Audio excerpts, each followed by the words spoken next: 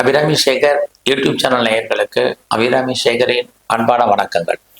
துலா ராசியில பிறந்தவங்களுக்கு குரு பகவானுடைய வக்கர பலன்கள் எப்படி இருக்கும் அப்படிங்கிறத தான் இப்போ பார்க்குறோம்.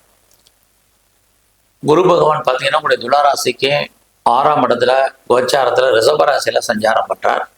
அந்த ரிஷபராசியில தான் அவர் வக்கரம் ஆகுறார். வக்கரம் அப்படின்னா பின்னோக்கி போகுதுன்னு அர்த்தம். அவர் அதே ராசியில பின்னோக்கி போறார், அவ்வளவுதான். ஆனால் அவர் போகக்கூடிய காலங்கள் பார்த்தீங்கன்னா அக்டோபர் 9ஆம் தேதி இந்த 2024 வருஷத்துலேருந்து பிப்ரவரி 4ஆம் தேதி 2025 வருஷம், கிட்டத்தட்ட 119 நாட்கள், சுமார் ஒரு 4 மாதங்கள் அவர் வக்கரமாகிறார். இந்த 4 மாதங்கள் தனி மனிதனுடைய நம்முடைய வாழ்க்கையில மிகப்பெரிய காலங்கள். இந்த காலங்களில் அவர் வக்கரமான காலகட்டங்களில் துலராசியில் பிறந்தவங்களுக்கு எப்படிப்பட்ட பலன்களை செய்வார், இதான் மெயினாக நம்ம பார்க்குறோம். ஒரு பக்கம் பார்த்தீங்கன்னா உங்களுடைய குரு பகவான் உங்களுடைய ராசிக்கு 8ஆம் இடத்துல இருக்கார். அவர் 12ஆம் இடத்தையும் பார்க்குறார், உங்களுடைய 2ஆம் இடத்தையும் பார்க்குறார். ஆக குரு 8ல இருக்கிறது நல்லதா அப்படின்னா சுமாரான பலன் தான். ஆனாலும் கூட 8ல நிறைய ஸ்ட்ரகிள், பிரச்சனை, போராட்டங்கள் நீங்கள் சந்திச்சாலும் இந்த வக்கரமான காலத்தில் இந்த போராட்டத்திலிருந்து நீங்கள் விடுபடுவதற்கான வாய்ப்பு நிறைய இருக்கு. என்ன மாதிரியான போராட்டம்? உங்களுக்கு கடன் இருக்கு அப்படிங்கிறவங்களுக்கு கடன் ஏதோ ஒரு விதத்தில் குறைவதற்கான வாய்ப்புகள் நிறைய உண்டு. அது மட்டுமல்ல, இந்த காலத்தில் கவர்மெண்டால யாருக்கெல்லாம் பிரச்சனை இருந்துச்சோ அதெல்லாம் குறையும். நீங்க கொடுத்த பணங்கள் எதுவும் வராமல் இருந்தால் வரும். குறிப்பா பார்த்தீங்கன்னா இந்த வக்கரமான காலத்துல துளாராசியில பிறந்தவங்களுக்கு ஒரு முக்கியமான ஒரு விஷயம், யாரெல்லாம் கடந்த காலங்கள்ல பணம் கடன் கொடுத்து வராமல் இருந்ததோ அது வரும். யாருக்கெல்லாம் முன்னோருடைய சொத்துக்கள், ஆன்சஸ்ட்ரல் ப்ராப்பர்ட்டி, அதாவது இதுக்கு முன்னாடி இருந்தது இது வரைக்கும் கைக்கு வராமல் இருந்தவங்களுக்கு அந்த பணம், பொருள் கைக்கு வரும். ஒருவேளை எனக்கு முன்னோருடைய சொத்து இல்லைங்கிறவங்களுக்கு கணவன் மூலமாக பண வரவு இருக்கு, அல்லது மனைவியின் மூலமாக பொருள் வரவு இருக்கு. எனக்கு முன்னோருடைய சொத்தும் இல்லை, கணவன் மூலமாக வர்றதுக்கு வாய்ப்பு இல்லை, மனைவி மூலமாகவும் வர்றதுக்கு இல்லை அப்படின்னு நினைக்கிறவங்களுக்கு எதிர்பாராத பண வரவு, பொருள் வரவு உண்டு. இது மட்டுமே இல்லை, ரொம்ப நாளாக எனக்கு பென்ஷன் பணம் வரல அப்படிங்கிறவங்களுக்கு பென்ஷன் வரும். எனக்கு பிஎஃப் பணத்தை எதிர்பார்த்து காத்துட்டு இருக்கேன், இது வரைக்கும் வரலைங்கிறவங்களுக்கு பிஎஃப் பணம் வரும். நான் ரொம்ப நாளாக கிராஜுவேட்டி எதிர்பார்த்துட்டு இருக்கேன், அது வராமல் இருக்கு அப்படிங்கிறவங்களுக்கு வரும். நான் இன்சூரன்ஸ் பணத்தை எதிர்பார்த்துட்டு இருந்தேன், அது இது வரைக்கும் டிலே ஆகிட்டு இருக்கு, வருமானா அது வரும். அல்லது வேற எதிர்பாராத பொருள் வரவு, அன்எக்ஸ்பெக்டட் மணி அப்படின்னு சொல்லக்கூடிய வரவு. நான் ரொம்ப நாளாக இந்த அவுட்ஸ்டாண்டிங் பணங்கள் வராமல் இருக்கும்னா அதுவும் வந்துடும். ஏதாவது டிவிடெண்ட் வராமல் இருக்கு, வந்துடும். வட்டியோடு சேர்ந்த முதல் வருவதற்கான வாய்ப்புகள் உங்களுக்கு உண்டு. ஆக வரவு என்பது உங்களுக்கு இந்த காலங்களில் இருக்கு, அதற்கு தந்த செலவுகளும் உங்களுக்கு இருக்கு. அதான் ரொம்ப முக்கியமான விஷயம். ஆக இத்தனை சோர்சஸ்ல உங்களுக்கு வருமானங்கள், அது மட்டுமல்ல நீங்க கஷ்டப்பட்டு உழைச்சி சம்பாதிக்கக்கூடிய சம்பாத்தியங்கள் உங்க கையில இருக்கும். உங்களுக்கு யாரெல்லாம் பேச்சின் மூலமாக வருமானத்தை சம்பாதிக்கல, உங்களுக்கு வருமானங்கள் உண்டு. எல்லாமே சேர்ந்து 8-12 இருக்கு.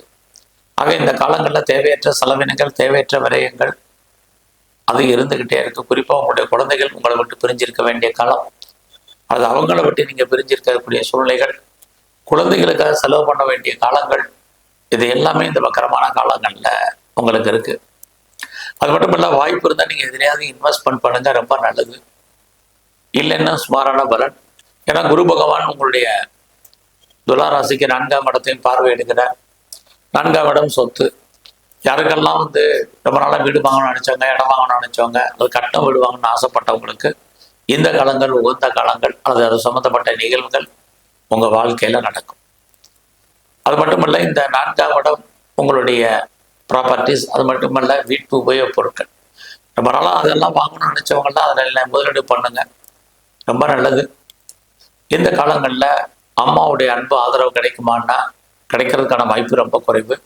அம்மாவுடைய உடல் ஆரோக்கியத்திலையும் நீங்க ரொம்ப கவனம் செலுத்துங்க. அம்மா மட்டுமல்ல, அப்பாவுடைய உடல் ஆரோக்கியத்திலையும் கவனம். இந்த காலங்கள்லாம் 4ஆம் இடம், நீங்க எந்த வேலை பார்த்தாலும் சரி, நீங்க கவர்மெண்ட் சர்வீஸ்ல இருக்க, பிரைவேட் செக்டர்ல இருக்க, எனி அதர் நல்ல ஒரு பேர் போன கம்பெனிகளை வேலை செய்யுங்க. 4ஆம் இடம் அப்படின்னாலே திருப்தியற்றன்னு அர்த்தம். ஸோ உங்க வேலையில, உங்களுடைய சர்வீஸ்ல நீங்க திருப்தியற்ற மனநிலை என்பது இருக்கும். அதனால எந்த வேலை பார்த்தாலும் அந்த வேலையை மன நிறைவோட, சந்தோஷமா, மகிழ்ச்சியாகவும் பாருங்க. உங்களுடைய பர்சனல் லைஃப்பை பொறுத்த வரைக்கும் யாருக்கிட்டையும் பெருசாக டிஸ்கஸ் பண்ணாதீங்க. இது அத்தனையும் ரொம்ப முக்கியம். அது மட்டுமல்ல, இந்த குரு வக்ரமான காலகட்டங்கள்ல உங்களுடைய கல்வி, ஆரம்ப கல்வி ஓரளவுக்கு ரொம்ப நல்லா இருக்கும். ஹையர் ஸ்டடியை பொறுத்த வரைக்கும் பிரேக் ஏற்படுவதற்கான வாய்ப்பு இருந்துக்கிட்டே இருக்கு. ஸோ நீங்கள் யாரெல்லாம் பெரிய லெவலில் பிஸ்னஸ் பண்ணணும்னு ஆசைப்பட்டீங்களோ நார்மலாக பிஸ்னஸ் பண்ணுங்க. ஓரளவுக்கு அந்த பிஸ்னஸ் சக்ஸஸ்ஃபுல்லாக இருக்கும். அல்லது பண்ணிட்டு இருந்தீங்கன்னா நார்மலாக இருக்கும். ஒருவேளை உங்களுடைய தொழிலில் நீங்கள் பார்ட்னர்ஷிப்போடு பிஸ்னஸ் பண்ணீங்கன்னா பார்ட்னருக்காக உழைக்க வேண்டிய சூழ்நிலைகள் நிறைய உண்டு. அல்லது பார்ட்னர் திருப்தியற்ற மனநிலையில் இருப்பார், அன்சாட்டிஸ்ஃபைடாக இருப்பார். இதே தான் உங்களுடைய மேரிட்டல் லைஃப். கணவன் மனைவி 2 பேருக்குமே ஒரு திருப்தியற்ற சூழ்நிலை இருக்கும். 2 பேர்ல யாருக்காவது ஒரு ஆளுக்கு கருத்து வேறுபாடுகள், சண்டை சச்சரவுகள் இருக்கு. அல்லது 2 பேர்ல பிரிவு, பிரச்சனை, போராட்டம் இருக்கு. யாரெல்லாம் டிவோர்ஸ்க்கு அப்ளை பண்ணியிருக்கீங்களோ கிடைப்பதற்கான வாய்ப்புகள் நிறைய உண்டு. கணவன் அல்லது மனைவி 2 பேர்ல வைத்திய செலவுகள் இருந்துகிட்டே இருக்கும். ஆக உங்களுடைய மேரிட்டல் லைஃப்பை பொறுத்த வரைக்கும் இந்த காலங்கள் பெரிய லெவலில் சாட்டிஸ்ஃபைடா இருக்கும், மகிழ்ச்சிகரமா இருக்கும் அப்படிங்கிறதுக்கு இல்லை. அதெல்லாம் அதே விஷயத்த நீங்க மெயின்டைன் பண்ணுங்க. இதுவும் ரொம்ப முக்கியம். ஸோ இந்த காலங்களில் யாரெல்லாம் ப்ரொடக்ஷன் சார்ந்த துறைகளில் இருக்கீங்க, உங்களுடைய உற்பத்தி சார்ந்த துறைகளில் இருக்கிறவங்க, மேனுஃபேக்சரிங் லைனில் இருக்கிறவங்களுக்கெல்லாம் ப்ராஃபிட் உண்டு.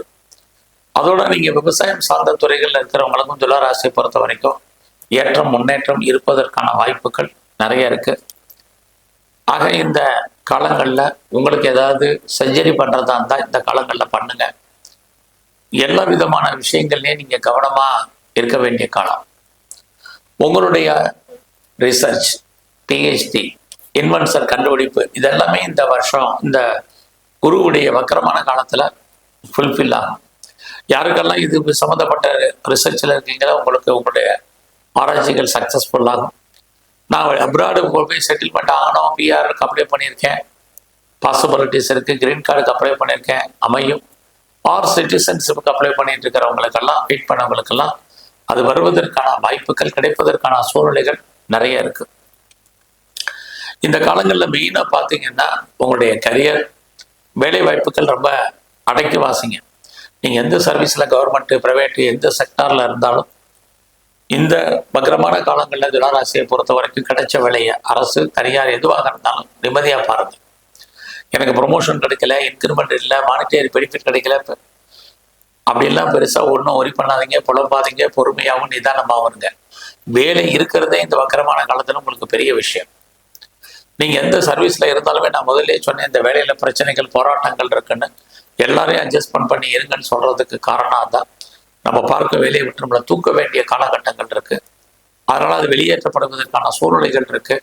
அதில் துளாராசியில் இருக்கிறவங்க ரொம்ப அடக்கி வாசிங்க. இது ரொம்ப ரொம்ப முக்கியம் உங்களுடைய சர்வீஸை பொறுத்த வரைக்கும். லாங் ஜேர்னி போகிறதுல ஒரு சின்ன தடை இருக்குங்கிறக்கா பெருசாக ஒன்றும் ஒரி பண்ணாதீங்க. இந்த காலங்களில் யாருக்கும் பணம், கடன் கொடுக்காதீங்க. குறிப்பாக கவர்மெண்ட் சம்மந்தப்பட்ட விஷயங்கள்லாம் எச்சரிக்கையாக இருங்க. இதையெல்லாம் திரும்ப சொல்கிறதுக்கு காரணம் நீங்கள் எச்சரிக்கையாக இருக்கணுங்கிறதுக்காக தான். இந்த காலங்களில் உங்களுடைய லவ், உங்களுக்கு ஏதோ ஒரு விதத்தில் அஃபேருக்கான பாசிபிலிட்டிஸ் உண்டு. அந்த லவ் சக்ஸஸ் ஆகல, நிறைய ஸ்ட்ரகிள், பிரச்சனை இருக்குது. திடீர்னு மேரேஜ் நடக்கும் அப்படிங்கிறதுக்கு இல்லை, ரொம்ப தெய்வ அனுகூலத்தால் தான் உங்களுக்கு திருமணங்கள் உண்டு. குழந்தைகளெல்லாம் நமக்கு தேவையற்ற மன வருத்தங்கள், பிரச்சனைகள் இருக்குது.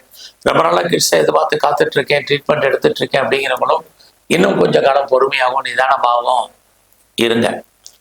இந்த வக்கரமான காலங்களில் துளாராசியை பொறுத்த உங்களுக்கு பெரிய லெவலில் தெய்வ அனுகூலத்தை நீங்கள் கூட்டணும்.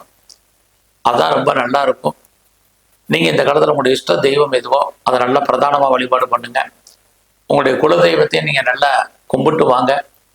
இது எல்லாவற்றுக்கும் மேலாக பிரம்மா, நம்மளை படைச்ச பிரம்மாவை தரிசனம் பண்ணுங்க. வியாழக்கிழமை தட்சிணாமூர்த்தியை கும்பிட்டு வாங்க. உங்கள் வாழ்க்கையில் நீங்கள் நினைச்சதெல்லாம் நடப்பதற்கான வாய்ப்பு உண்டு. நன்றி, வணக்கம்.